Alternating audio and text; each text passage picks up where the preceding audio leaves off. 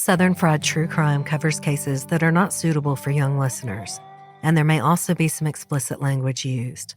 Listener discretion is advised. When I was young, I remember a lot of talk about Karla Faye Tucker. But even though I knew her name, I only knew it in the sense that she was controversial. Like Linda Kasabian of the Manson family, she had only acted as a lookout at the Tate and LaBianca murders, and afterwards she turned state's evidence for immunity. But there were plenty of people who disagreed with her deal. It was very controversial. She was an accomplice after all. So I had assumed that Karla Faye Tucker had been some kind of accomplice, and that's why people were so divided about her case. Well, I wasn't only wrong about Karla's participation in a vicious double homicide, I was wrong about why people felt her sentence was controversial. Like many convicted murderers, she converted to Christianity while in prison, which shouldn't be surprising, much less controversial. But Karla was an attractive woman, and many people felt she was sincere in her conversion. So she became a sort of folk hero for the anti-death penalty movement, whether she deserved it or not. Welcome to episode 198, Karla Faye Tucker.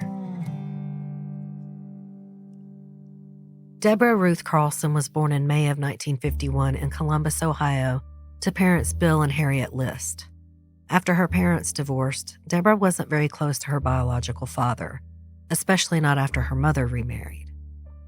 Deborah's stepfather was U.S. Air Force Staff Sergeant Homer D. Carlson, and he became the prominent father figure in Deborah's life.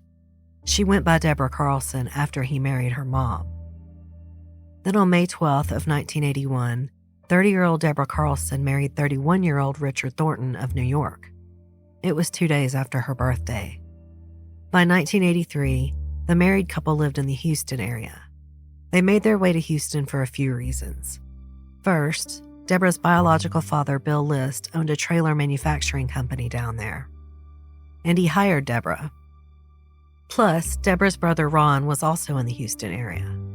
At some point, she left that job, and according to Mark Beaver's book, The Ballad of Karla Faye Tucker, she became a bookkeeper at a mortgage company, and she and Richard had 2 children together. But things were not all peaches and cream for Deborah and Richard. They were having some trouble.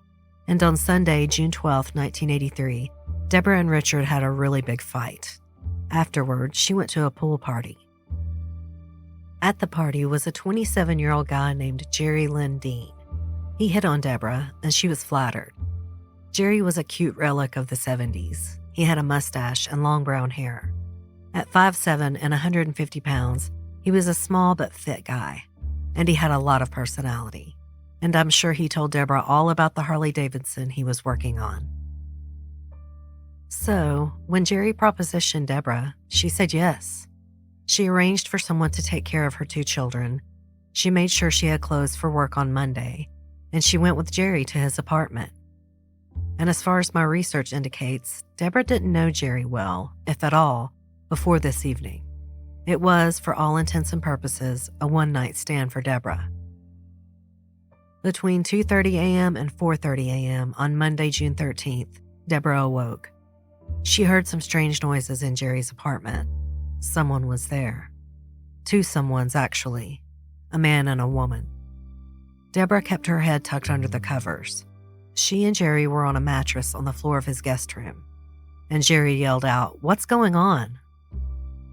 Suddenly, Deborah could tell another person was on the bed where she and Jerry lay. She could feel their weight on the mattress. A woman said, "Don't move, motherfucker, or you're dead." Deborah stayed very still, the sheets and blankets still covering her head. It didn't appear like anyone had noticed her presence. Not yet, anyway. Outside of the covers, there was a mad scramble. The 2 strangers were beating up Jerry, and Jerry was not faring well. After a while, Jerry began making gurgling noises. Then, there was a loud thud. And then Jerry didn't make any noise at all. One of the 2 intruders left the bedroom, but the second intruder, the woman, stayed. And that's when Deborah started to panic. When a hard object pierced her shoulder, she knew she'd been spotted. And there was no way they were going to let Deborah leave this room alive. Karla Faye Tucker was born on November 18, 1959, to her parents, Carolyn and Larry, in Houston, Texas. Karla was the youngest of three sisters, Kathy and Carrie. And her childhood, as told by Karla herself, was incredibly difficult. She always considered herself very close to her mother, but as she explained in an interview with Larry King, her mother, Carolyn, had a horrible drug problem, and she followed in her mother's footsteps at a very young age. Karla began smoking cigarettes and pot at the age of 8. When she was 10 years old, her parents were going through a divorce. During the divorce proceedings, Karla learned that she was born after her mother, Carolyn, had had an extramarital affair. Karla was not her father's biological daughter. That's the year 10-year-old Karla began using heroin intravenously. She became addicted to heroin and other drugs almost immediately. By the age of 13, Karla dropped out of school. She failed the 7th grade and never went back. Instead, she became a groupie for rock bands like the Allman Brothers and the Eagles. And by the age of 14, Karla had begun engaging in sex work to help pay for her ongoing drug addiction. Around that same time, Karla became violent, usually beating up other kids her age, and once giving another teen 2 black eyes. By the time she was 15, she was fighting adults too. She would even take on 2 at once. At age 16, Karla married a man named Stephen Griffith. He was a mechanic, and the two were together for about 5 years. During that time, Stephen said that Karla always said that someday she would be famous, but it was never clear how Karla thought she would accomplish fame. Karla and Stephen fought like cats and dogs. They divorced by the time she was 21. By then, Karla was deeply into the Houston motorcycle scene. All of Karla's friends were bikers, including the new man she was seeing. His name was Danny Garrett, and he was 35 years old. Her best friend Sean and Sean's husband, Jerry Lynn Dean, had introduced the new couple. Daniel Ryan Garrett was born April 25, 1946, to Hazel and Sanford Garrett. He was the second oldest of 4 kids, all boys except one younger sister.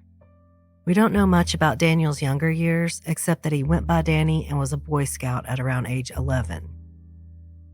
Around 1964, 18-year-old Danny graduated from Angleton High School in Angleton, Texas. 3 years later, 21-year-old Danny married 18-year-old Cecilia Moody in Freeport, Texas. And then Danny began attending the Naval Pharmacy School in San Diego. Between 1967 and 1975, Danny joined the Army. As part of his service, he was deployed to Vietnam, and his experience in Vietnam during the height of the Vietnam War was terrible. After he returned to the States, Danny suffered from debilitating PTSD. His friends reported that Danny had flashbacks and became violent. One man said that Danny had even beaten the side of his home with a tire iron. Danny also often wore a necklace with a tiger's tooth as the pendant. He would tell people that he'd killed the tiger himself while in Vietnam. In 1975, Danny was arrested for possessing drugs in his home. He pled guilty and was sentenced to 10 years probation, though that was reduced over time. Between the turmoil of Danny's PTSD and drug usage, his first marriage did not work out. Then on December 24, 1975, 29-year-old Danny Garrett married again. But that marriage fell too, and by 1983, he was dating 23-year-old Karla Faye Tucker. At the time, Danny was a bartender at a swingers club in Houston, Texas, and according to his friends, Danny didn't seem okay. Starting in that February, Danny had been really down in the dumps. His coworkers noticed that he was much angrier and more irritable than usual. People commented that he was always moody and argumentative.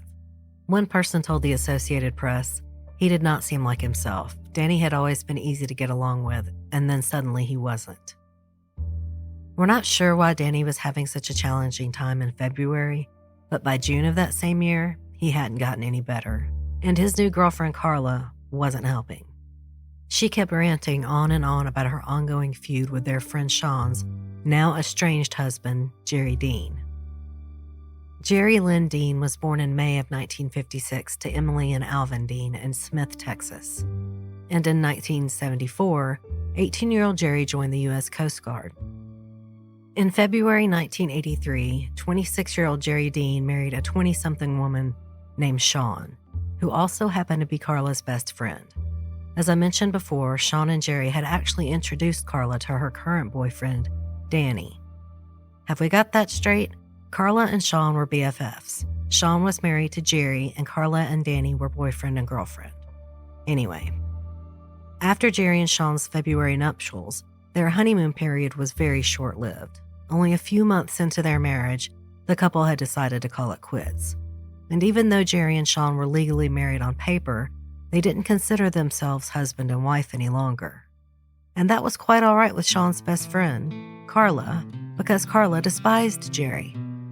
Apparently, Jerry had destroyed a photo album of Karla's, and in that album were the last remaining pictures of Karla and her mother, who had died some years earlier. After learning what Jerry had done, Karla attacked him. In doing so, she broke Jerry's glasses, and Jerry had to go to the hospital to have glass removed from his eyes. But that wasn't enough for Karla. She was still furious with Jerry for callously destroying the last memory she had with her mother. In early June of 1983, 23-year-old Karla and her boyfriend, 37-year-old Danny, were on a bender. For 3 sleepless days, they had been drinking heavily and taking drugs every 2 to 3 hours. They smoked pot and popped all kinds of pills.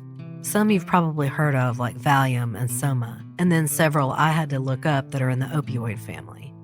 Then, to top it off, they were injecting methamphetamine. Basically, they were mixing uppers and downers. Later, Karla would say she felt wired. But this feeling wasn't new to Karla. She had been doing drugs since she was 8 years old, and she estimated that she had not been clean for more than a few days since then. In Karla's adult years, she was high most of the time. In fact, for the entire month of June, Karla had been injecting speed into her body nonstop. So on June 12th, Karla and Danny were high. And not like buzzed, they were really, really high. And they weren't alone. Karla, her boyfriend Danny, and her sister Carrie all lived in this house. So they were all there along with Carrie's ex-husband Ronnie and another friend of Karla's named Jimmy Liebrand. When the sun went down, Carrie and Ronnie left the house, and they didn't come back until the next day. But Karla, Danny, and Jimmy were still going strong, and they were discussing a topic that Karla loved to talk about, her hatred for Jerry Dean. Together, the trio mulled over Jerry's many flaws.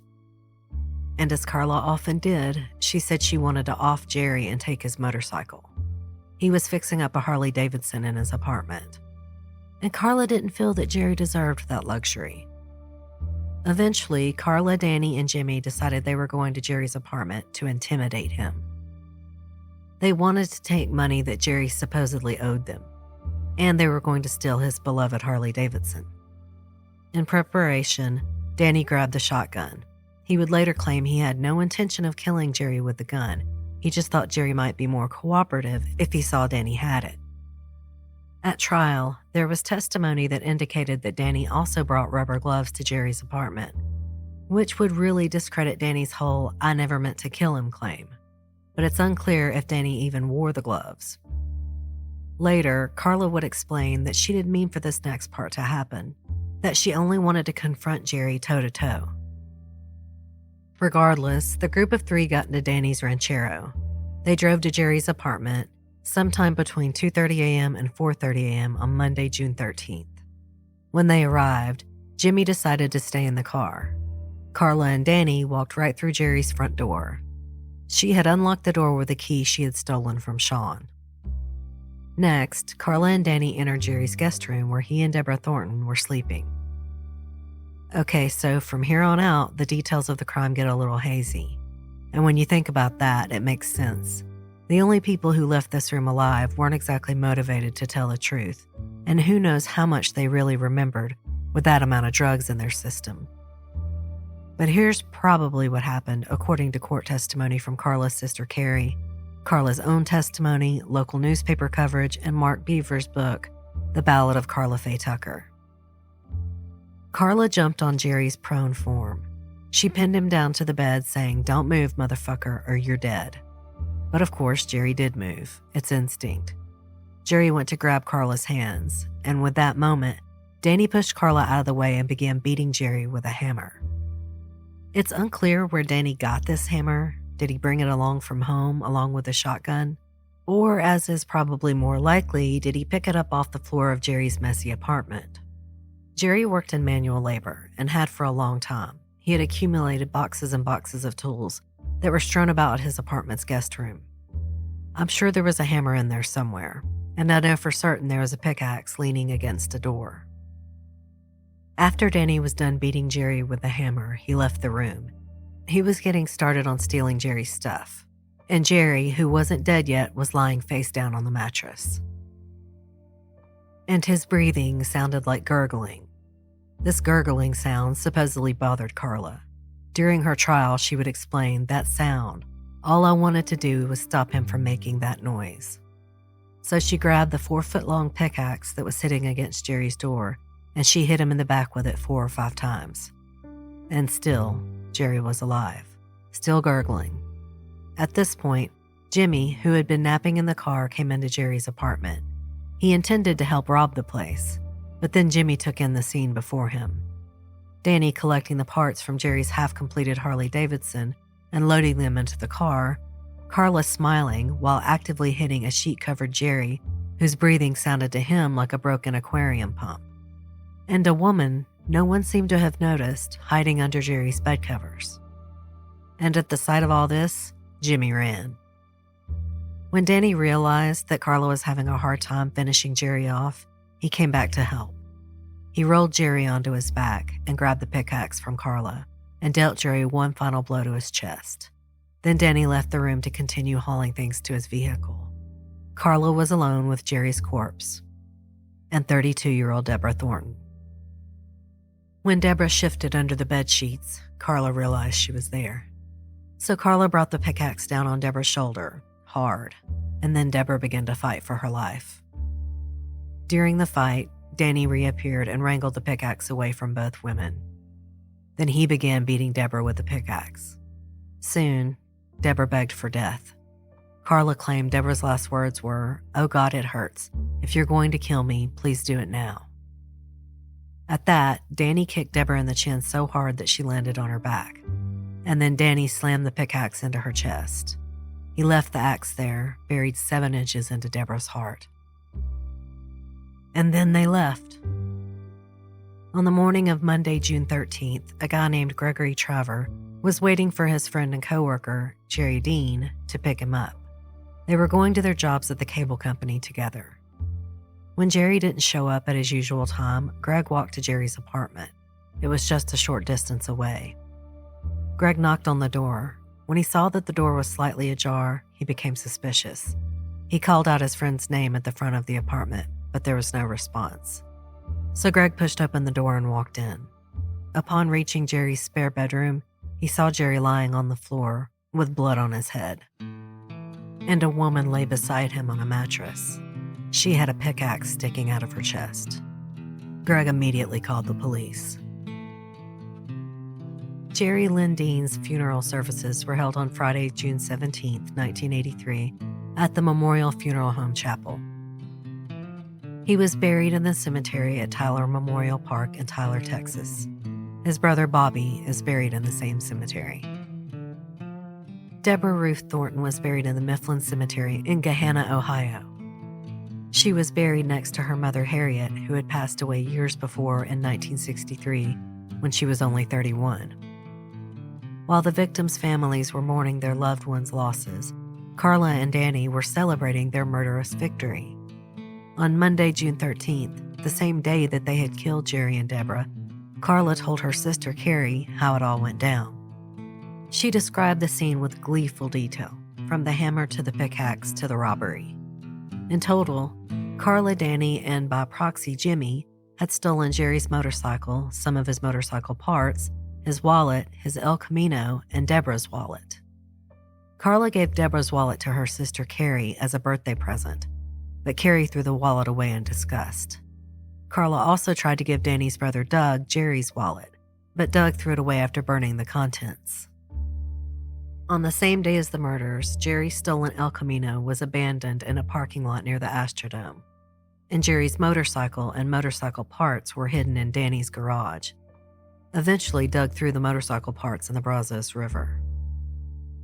When the Monday Evening News reported that Greg had discovered the bodies of Jerry Dean and Deborah Thornton, Karla and Danny laughed. They bragged that they were famous and proud to be known as the Pickaxe Murderers. Karla's sister Carrie recognized that her sister had become unhinged, dangerous, and she moved out of their communal home the next day. She went to live with Danny's brother, Doug, and then those two, Carrie and Doug, would later marry. Back at the crime scene, the police were doing everything they could to identify the murderers. But they didn't have much to go on. They could tell several items had been stolen, and Jerry's TV and stereo were stacked next to his entertainment center, as if someone had tried to steal them but accidentally left them behind. And the authorities could see there was no sign of forced entry, but that was about it. And for 5 weeks, it really appeared that the case might have gone cold. But then, 36-year-old Doug Garrett, Danny's brother, decided enough was enough. And on July 19th of 1983, Doug called his longtime friend, who just so happened to be a homicide detective, Lieutenant J.C. Mosier of the Houston Police Department. By this time, Doug and Carrie were officially dating. And the day after Doug called, they met with Lieutenant Mosier to explain everything in person. What happened to Jerry Dean and Deborah Thornton, why it had happened, and most importantly, who was responsible. But Doug and Carrie's words weren't going to be enough. The Houston PD needed cold, hard evidence, so they strapped a microphone to Doug's chest and sent him off. They needed him to get Karla and Danny to admit to everything on tape. So a few days later, Doug rode his motorcycle to Karla and Danny's house on McKean Street. I'm sure his heart was racing. To hide the wire properly, Doug had to wear a long-sleeve shirt in Texas in July. When Karla and Danny questioned Doug about his shirt, he simply said he needed to do laundry. Then he spent the next 90 minutes prompting Karla and Danny to talk about the murders. And they were happy too. They had thought they'd gotten away with everything, and they were overjoyed to share the tale once more. You know how the murders went down, so there isn't much new information to reveal for you here. But Karla did say something on these recorded tapes that would go down in history. And that's that, as Karla swung the pickaxe into Jerry Dean's body, she orgasmed with each and every blow. When Doug asked if that was true, Karla responded, "Hell yes." During the conversation, Doug informed Karla and Danny that the authorities told him they were prime suspects. In response, Karla said, "They're just digging." Doug also commented that it could have been done neater, to which Danny responded, "That was the way it came down. It was a freak thing." At one point during this wired conversation, Karla left the room. During that time, Doug told his brother, "You never would have done something like that on your own," and the two men cried. With this conversation in hand, the police had them. Over the course of several days in late July of '83, the police arrested Karla Faye Tucker, Danny Garrett, and Jimmy Lee Brent, as well as Carrie's ex-husband, Ronnie Burrell. Ronnie had helped Jimmy flee the scene, but I don't think any charges stuck against him. Karla and Danny faced capital murder. They were held without bond. Jimmy faced burglary charges and was also held without bond. Days later, on July 30th, Karla wrote a letter to Danny. The two criminals weren't supposed to be communicating, so Karla sent the letter in secret. It began, "To my only man and true love." In the letter, Karla wrote, "I am ready to say anything just to get out of here and come break you out. I just want to see and hold you again. Please be strong and don't let them give you the death sentence, for we will be together again always in our minds and hearts." She goes on, "Even if I have to say you did it and get out of here and then get you out some way or another, I know there is a way." And then she signed off by saying, "Yours forever and always." Wow, what a sweet way of saying I'm going to lie and say that you did it all, but I promise I'll break you out of prison somehow. This letter would not be revealed to the public until Danny's trial, which wouldn't happen for a while. Danny's trial happened after Karla's. But I'm telling you about the letter now because at the same time Karla was writing this letter and promising Danny that she'd say anything on his behalf, she also claimed to have become a born-again Christian. And hey, maybe she truly found Jesus. I don't know. The timing just seems interesting. Years later, when Karla was on Larry King Live, she described how she found Jesus. Apparently, there was a religious group that would come to the Harris County Jail every so often. They would perform a puppet show for the inmates. One night, everyone Karla knew in the jail was going to the puppet show. Not wanting to be alone, she joined them. Afterward, Karla grabbed a Bible. They were giving them away for free, but she thought she had stolen it. And Karla said, "That night I started reading the Bible. I didn't know what I was reading, and before I knew it, I was just in the middle of the floor on my knees, and I was just asking God to forgive me." Now, jailhouse conversions are not the stuff of wonders. When people are forced into a cement room with literally nothing to do besides reflect on their wrongdoings, well, yeah, religion is a comfort, a way to soothe oneself when those nights get long. But Karla Faye Tucker's conversion story would become legendary. Karla Faye Tucker's trial took place in April of 1984. She was charged with the murder of Jerry Lynn Dean. The prosecution was seeking the death penalty. So they figured they would start with the murder of Jerry Dean. And if for some reason it didn't stick, they could try Karla for Deborah Thornton's murder. But they didn't need to, because this trial was the most open and shut court case you've ever seen. After all, the prosecution had a taped conversation in which Karla admitted to killing Jerry. And Karla's behavior in that conversation indicated she clearly was not remorseful at all. And if that somehow wasn't enough, the prosecution had convinced Jimmy Lee Brent to flip, and so Jimmy, an eyewitness to the murders, was testifying against Karla. Karla's trial was big news, highly attended and extensively reported, and there were some very dramatic moments, like when the medical examiner testified that Jerry had received over 20 wounds from the pickaxe, many of which occurred while he was still alive, and how Doug Garrett testified that Karla and his brother Danny were satanically possessed.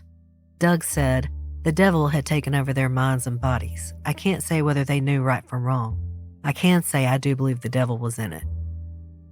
According to the Associated Press, the defense rested on Wednesday, April 18th, without presenting any testimony to the jury. And on Thursday, April 19th, after deliberating for 70 minutes, the jury found 24-year-old Karla Faye Tucker guilty for one count of capital murder.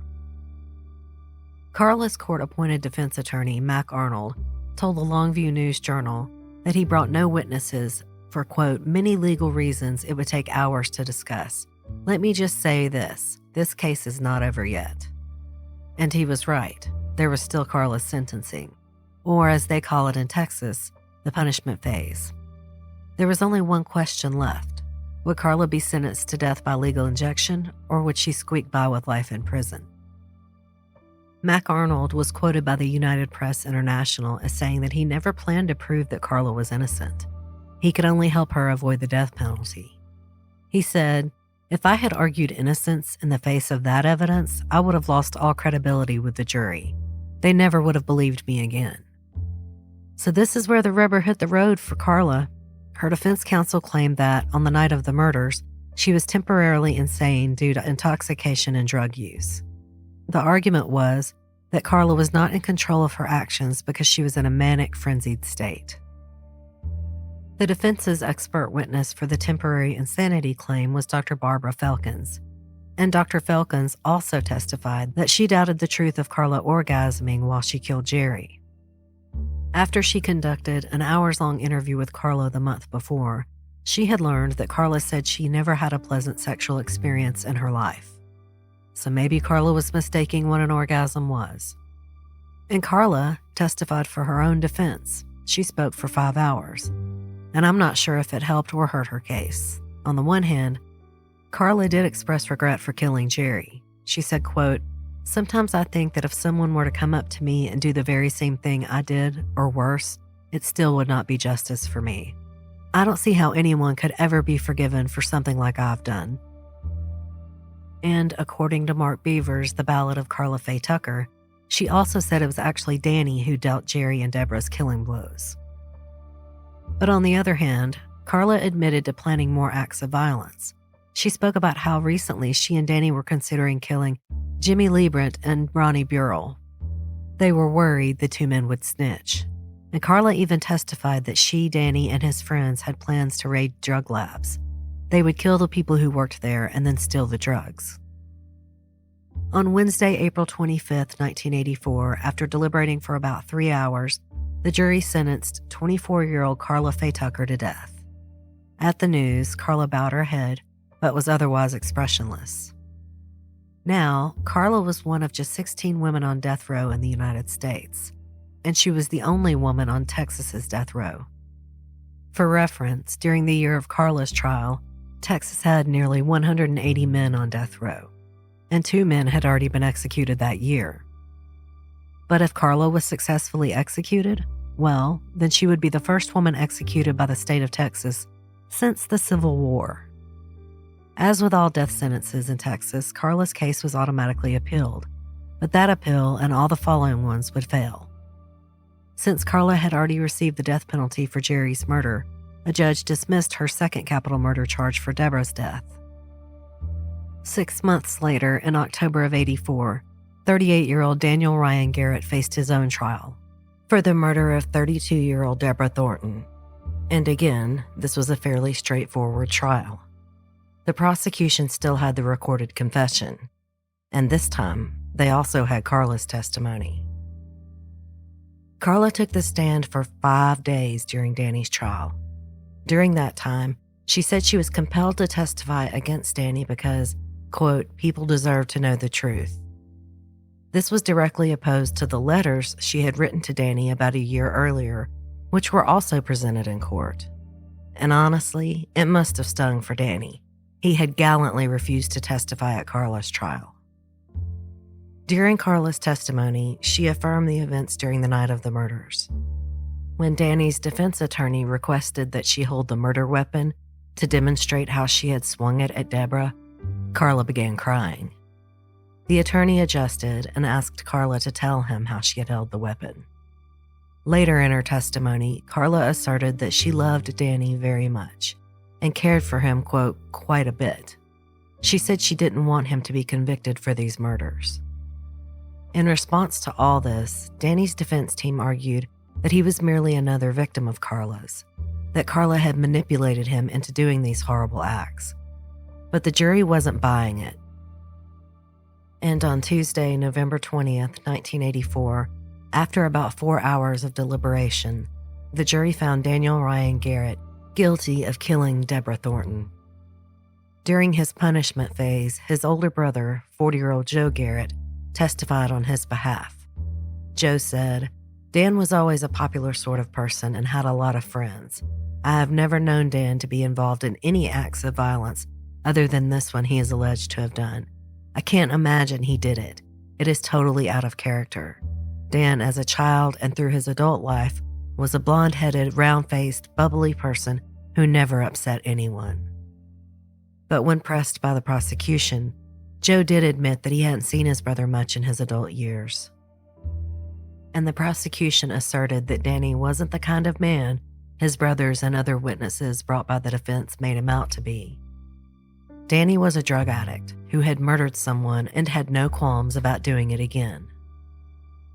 By the end of it all, the jury believed the prosecution, and Danny was sentenced to death.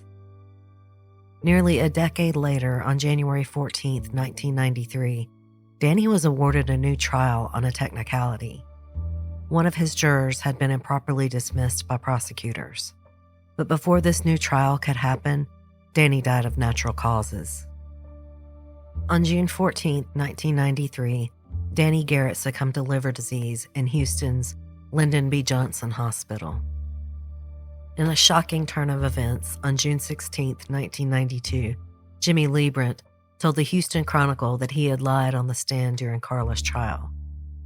During the trial, there was a whole argument about whether or not Jimmy had struck a deal with the prosecution in exchange for his testimony. On the stand, Jimmy denied any deal. But as it turns out, he had made one. He was told that he would receive a single-digit number of years in prison if he could help put Karla away for good. Had the jury known that, they might have considered Jimmy's testimony differently. After all, people are compelled to lie when their own neck is on the line. After Karla's trial, Jimmy was sentenced to 20 years in prison, a 2-digit number, but he only served 3 years and 4 months, so perhaps his single-digit deal was still in place. Enjoying his own freedom, Jimmy told the Chronicle, "I don't want to see that girl die. She was young enough and impressionable, and we were crazy people she was running with. She's been locked down for long enough. God, give her another chance." This turned out not to have any real impact on Karla's case, other than moving back her execution date from June of 1992. They didn't want to execute her until they had reconsidered Jimmy's part in the trial. But ultimately, the courts determined that even if Jimmy had not testified, the jury would have still convicted Karla. And they are 100% right. I can't say it enough. They had her recorded, remorseless confession. By March of 1986, 2 years after her conviction and death sentence, Karla claimed that she had been fully reformed. In her eyes, since she was off drugs and no longer immature, as she put it, she was no longer a danger to society. And she said she was excited to continue her education from prison. So far, she had already earned her GED. Over the next few years, she would complete 30 hours of college credit and teach herself sign language. When reporters asked Karla, "Hey, why sign language?"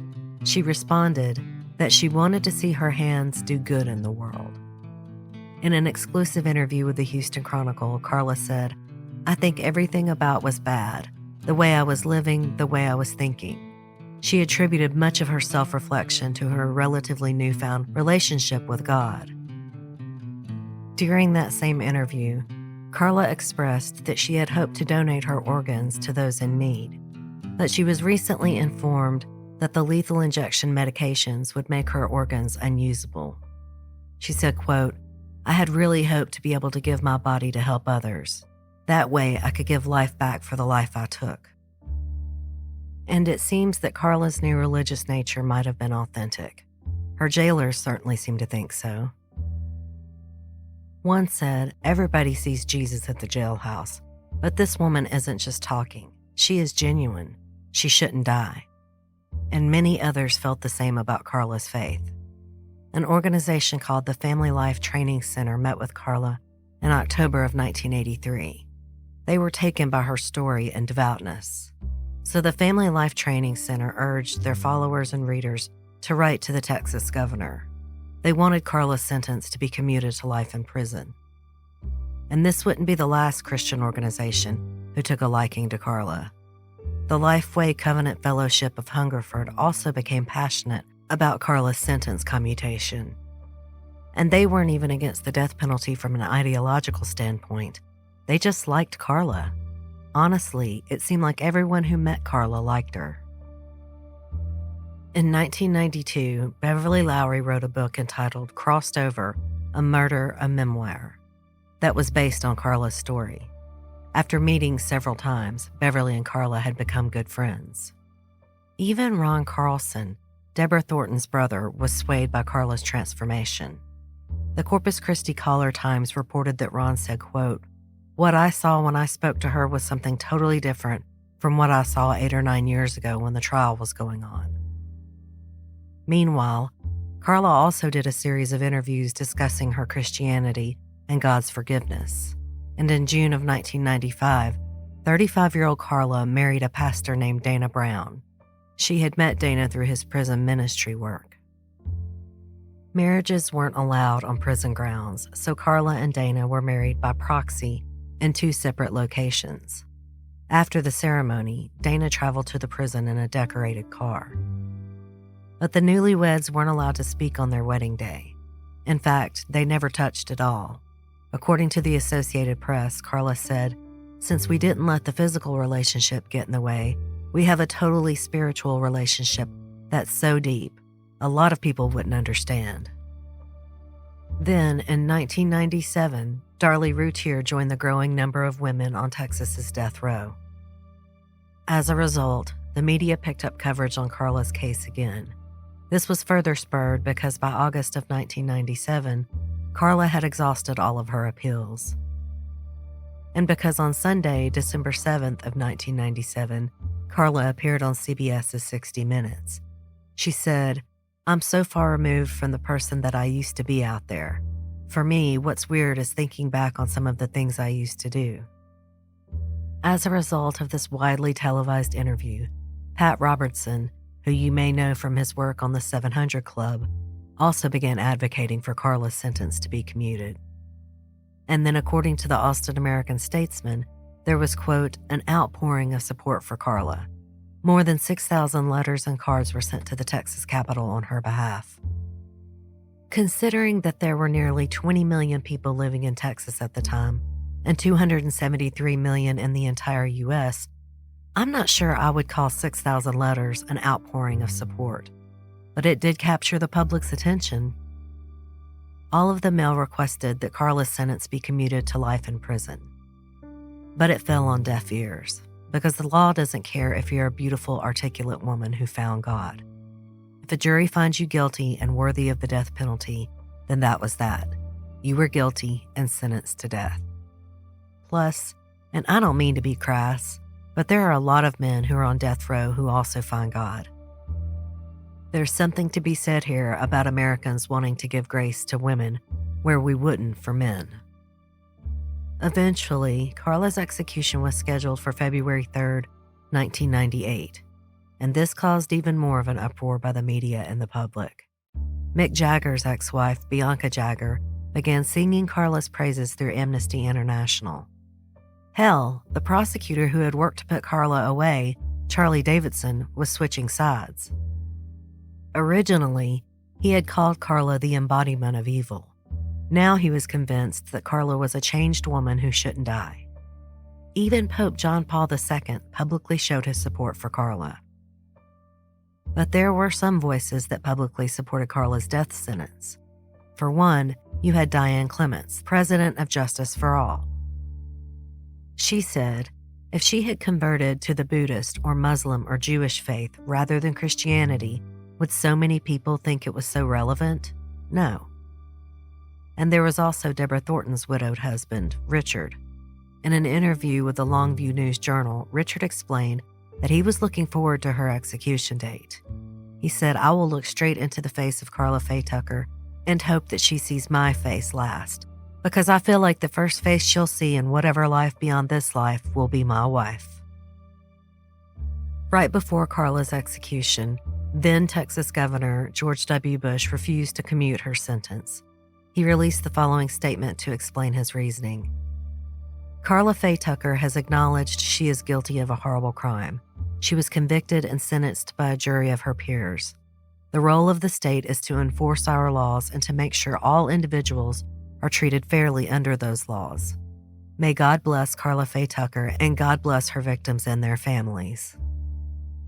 At the end of the day, despite the public hysteria, anyone with experience in law knew that Karla was going to die. James Marquardt, a criminal justice professor at Sam Houston State University and an expert on the Texas death penalty, said, to commute Karla would open the doors for a multitude of like claims from the boys.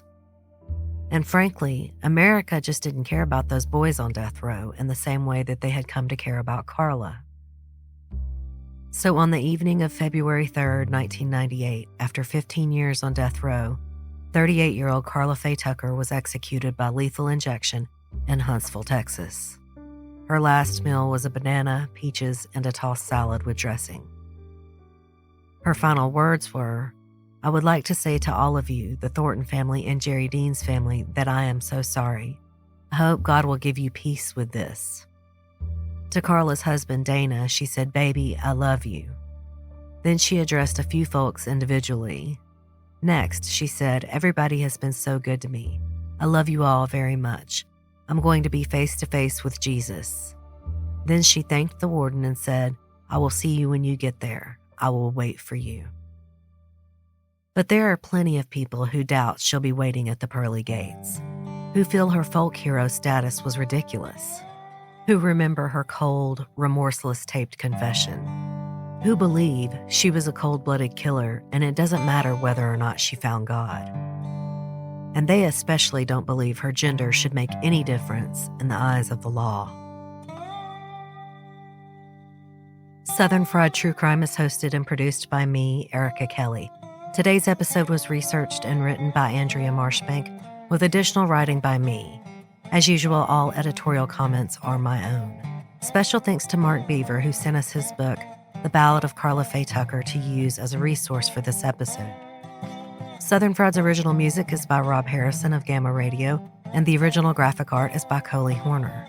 Today's episode was edited and mixed by Brandon Scheck-Snyder of Southern Gothic and Erica Kelley. If you have any case suggestions, please go to my website and click on the Listener Suggestion tab.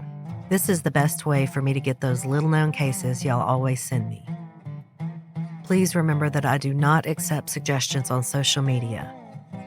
But please come join our Facebook group, Southern Fried True Crime Fans Discussion Group, where we swap recipes, worship Dolly Parton, and share memes. We do, of course, discuss true crime, not just Southern Fried, but all kinds. But it is still very much a Southern lifestyle group. Our group is a safe and fun corner of Facebook, and by God, we mean it when we say no shit asses allowed. It's not just a motto, it's how we run the group. If you enjoyed today's show, don't forget to subscribe and please tell a friend or rate and review. I'm on all large platforms like iTunes, iHeart, Spotify, Amazon, and Audible. Until next time, thanks so much for listening. Y'all take care.